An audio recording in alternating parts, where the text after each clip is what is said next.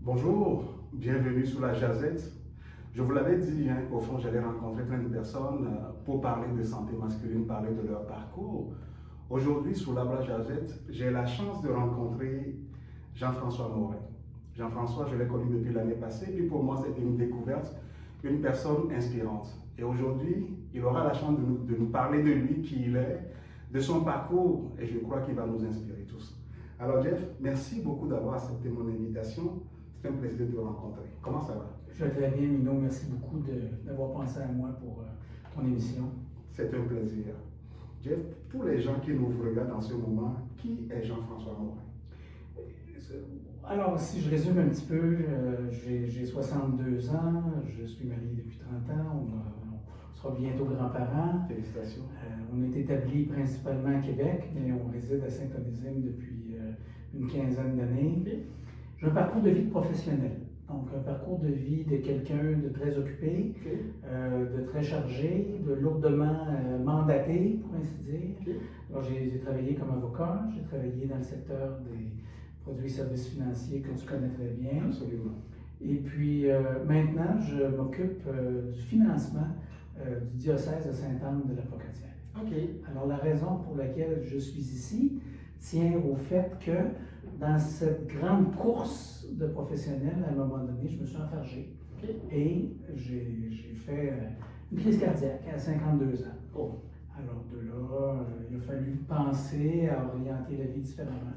Et c'est comme ça que je suis rendu ici, en fait. Wow! Jean-François, écoute, quel beau parcours en partant. Je vois que tu es dans le domaine des finances quand même. Tu étais un avocat dans le monde des finances, puis là tu t'occupes des finances du diocèse aussi, ce qui est super intéressant. Mais parlant je me suis enfargé. Concrètement, de quoi tu veux me parler par rapport à ça? C'est la réalité du travail qui ne finit jamais, d'être constamment branché avec les courriels, les messages, de services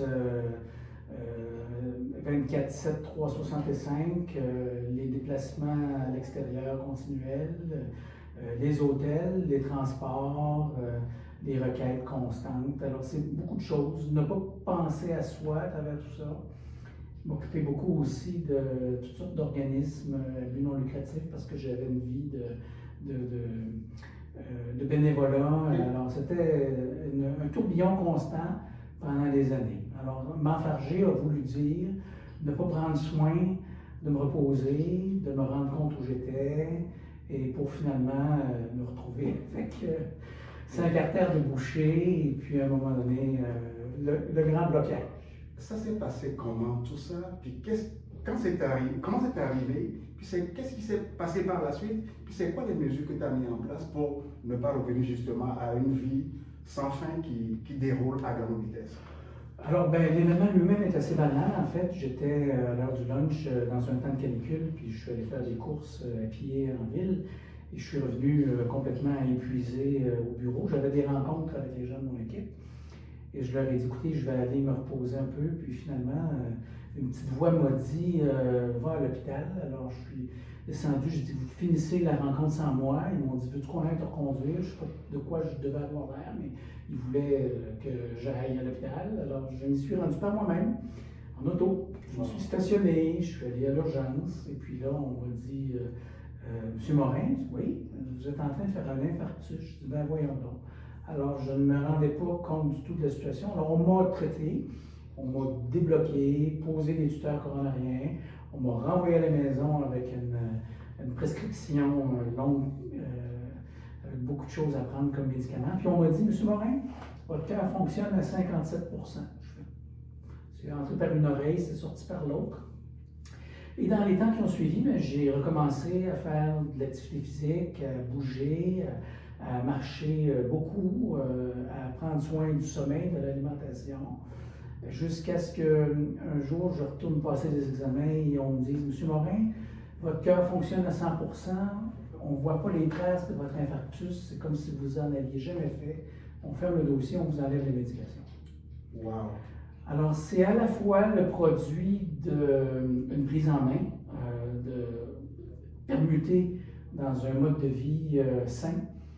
Donc, vraiment, dormir, c'est la base. M'assurer d'avoir la quantité de sommeil suffisante, manger des bons aliments, puis bouger. Je ne fais jamais moins de 10 000 pas par jour. Maintenant, je m'en permets un peu plus quand il pleut ou quand il fait moins beau. Mais vraiment, il faut faire l'effort d'une activité physique régulière pour s'entretenir. Ça baisse beaucoup le stress aussi. Okay. Et voilà. Jean-François, deux éléments qui me frappent dans ce que tu me dis, puis j'aimerais prendre le temps de revenir là-dessus. Est-ce que tu es quelqu'un qui a le réflexe quand il y a un problème d'aller à l'hôpital? Parce que comme homme, habituellement, on attend toujours de se rendre au bout avant d'y aller. Mais dans ce cas, ce que je comprends, c'est que dès que tu as senti les symptômes, tu t'es rendu à l'hôpital. C'est le premier point que j'aimerais que tu abordes. Et le deuxième point, comment ça se fait que tu es à 55% puis tu es rendu à 100%? J'aimerais comprendre un peu plus. Alors, non, je ne suis pas quelqu'un qui va à l'hôpital souvent, ni fréquemment, ni même rapidement. J'y suis allé cette fois-là parce que j'ai entendu à l'intérieur de moi une voix qui me disait « va à l'hôpital ». Alors, je m'y suis rendu. Et puis, de toute façon, je ne me rétablissais pas là. Alors, je voyais bien que je devais y aller. Et puis, comment est-ce que j'ai eu un cœur neuf, finalement? C'est ça. Parce que quand un organe malade qui fonctionne en bas de 60% se retrouve à 100% de fonctionnement, il y a eu un changement fondamental de l'organe lui-même. Absolument. Ben, écoute, je dois te dire bien simplement que je l'ai demandé. J'ai dit au boss, j'ai dit, tu as des pièces de rechange, peux-tu me changer mon cœur? Et puis je pense que c'est le résultat que j'ai eu. Et aussi la raison pour laquelle maintenant, dans la phase de vie où je me trouve, où tout est à l'ordre, la famille a grandi, j'ai plus besoin de travailler aussi fort pour subvenir à mes besoins. Je peux me permettre de me consacrer à des activités qui ont du sens. Alors pour moi, ça a du sens de venir rendre un service pour le boss en m'occupant de la mission puis de son Église. Alors c'est ce que je viens faire ici dans le diocèse de Sainte-Anne, en fait. Wow. Jeff, je retiens trois choses qui me frappent beaucoup. Tu es quelqu'un de croyant et tu crois que le fait d'avoir demandé ce cœur-là, on le voit le résultat maintenant, biologiquement, c'est démontré que ton corps qui était à 55% est rendu à 100%. C'est un miracle, à ton avis, c'est bien ça. Hein? Je crois comme croyant, c'est ce qu'on pourrait dire. C'est un miracle. Tu as changé aussi ta façon de travailler, tu as réduit, dormir, tu l'as dit tantôt, c'est important, mais changer tes habitudes de vie, tant au niveau professionnel qu'au niveau familial. Je pense que c'est des points importants pour nous, surtout les jeunes qui aujourd'hui sont dans l'activité, ça court beaucoup. C'est un bon conseil que je prends. Je trouve ça intéressant. Alors, parlant du financement au diocèse, concrètement, qu'est-ce que tu fais, Jeff? Juste pour nous éclairer un peu là-dessus. Alors, le diocèse de Sainte-Anne, c'est 54 paroisses, la plupart rurales, avec une mentalité très traditionnelle. Et il y a un passage à faire dans la façon de subvenir à nos besoins, de dépendre des paniers de quêtes et des capitations qu'on récoltait de façon automatique à une approche où on entre en contact avec les gens autour de nous pour les inviter à venir participer à ce qui nous fait vivre, pour leur faire goûter ce plaisir d'être en communauté, pour réfléchir ensemble, trouver ensemble des manières de partager et aussi de prier. Et à travers cette invitation-là, on fait également état de nos besoins, de quoi est-ce qu'on a besoin pour fonctionner, et puis on propose une participation sous la forme d'une contribution financière. Alors, ce passage-là, c'est une conversion et elle demande un changement de perspective, un changement d'habitude.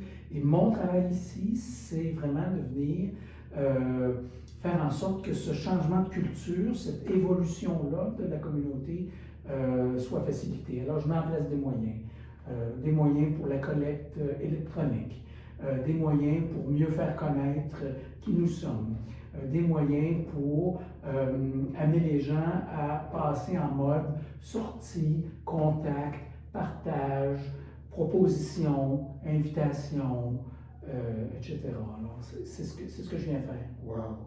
Jean-François, je comprends qu'au fond, d'après ta guérison miraculeuse par rapport au cœur, tu t'es donné la mission d'aider à préserver deux choses, parce que l'Église aujourd'hui, on va dire, c'est ces deux dimensions. Il y a la dimension de la mission qui consiste à donner aux suivantes, à transmettre le message Et il y a également la mission de la tradition. Parce que j'entends souvent parler, que ce soit à Saint-Onésime, pas à Saint-Onésime, mais à Sainte-Louise, puis à Saint-Pacôme, les églises sont en vente, puis je vois la réaction des gens. Ça suscite beaucoup d'émotions, les gens tiennent à leur institution et veulent le garder. On aura l'occasion d'en parler davantage de ce sujet-là. Jean-François, ça fait quelques temps qu'on est déjà ensemble, je vois que notre émission tire à sa fin. Tu me rencontres demain matin dans la rue comme un homme et tu veux m'aider à me prendre en charge, à prendre ma santé en charge. Quel serait le conseil que tu pourrais nous donner? Où es-tu? C'est la question que je te poserai. Tu peux me répondre, je suis ici assis sur cette chaise. Ou tu peux me répondre, je suis en train de vivre une vie extraordinaire, pleine de richesses qui me nourrissent et que je peux partager. Entre les deux, toute la variété des endroits où les gens se trouvent. Ce qui est important, le sens de la vie. Y a-t-il un sens à ta vie? Quel est le sens? Peux-tu nommer, peux-tu dire le sens de ta vie? Le plus important, le conseil le plus important, c'est ça. Parce que cela détermine l'attitude que tu auras, qui va aussi déterminer quelle est la santé que tu vas avoir. Alors, es-tu stressé, en train de courir après quelque chose que tu n'arriveras jamais à capter? Es-tu dans la requête de l'avoir? J'ai, mais je veux plus. Du valoir, j'ai une réputation, mais je veux valoir encore plus. Du pouvoir, j'ai les leviers, mais j'en veux plus. Alors, quand on est dans les requêtes de l'avoir, du pouvoir, du valoir, à un moment donné, on court tout le temps, puis on finit par se perdre quelque part. Et la santé est ce qui va être le prix final. Tandis que si on a une vie qui a du sens, on abandonne. Voilà. Qu'est-ce que je dois faire? Quand on croit, on peut demander au Seigneur, au boss, qu'est-ce que tu veux que je fasse? Et l'attitude n'est pas la même. Parce qu'à ce moment-là, on est dans une manière d'être, d'observation, d'attente, de contact, de perception, de rapport avec toutes les personnes qui nous entourent, mais aussi de rapport avec la personne avec laquelle, quand on est croyant, on sait qu'un jour, on aura un contact beaucoup plus vrai, beaucoup plus intense. Plus profond. Alors, le meilleur conseil, c'est où es-tu? Pose-toi la question.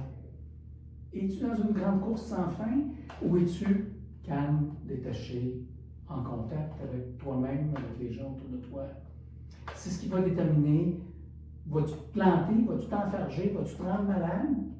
Ou est-ce que quelqu'un qui t'aime incommensurablement prend soin de toi, te dit ce qu'elle attend de toi, te propose des manières de t'épanouir, de t'exprimer, d'entrer en contact avec les autres, de rendre service, puis finalement de te coucher le soir, content, heureux et satisfait. Jean-François, ce mot, je pense qu'on ne pourrait pas dire mieux. Je voyais la flamme dans tes yeux, je voyais cette passion que tu as à aider l'autre, à l'accompagner, à lui demander de se poser la bonne question. Où es-tu? Et je pense que cette question est centrale pour tout le monde, pour les enfants, pour les adultes, les femmes, mais surtout pour les hommes qui souvent on ne s'arrête pas, on est toujours dans une course effrénée parce qu'on est toujours allé de l'avant. Jean-François, ça a été une rencontre extraordinaire. Merci pour ce beau partage que tu me fais aujourd'hui. Et j'espère qu'on se rencontrera encore une autre fois sur la Jazette, mais pour parler de différentes choses. Merci infiniment. Merci, Mino.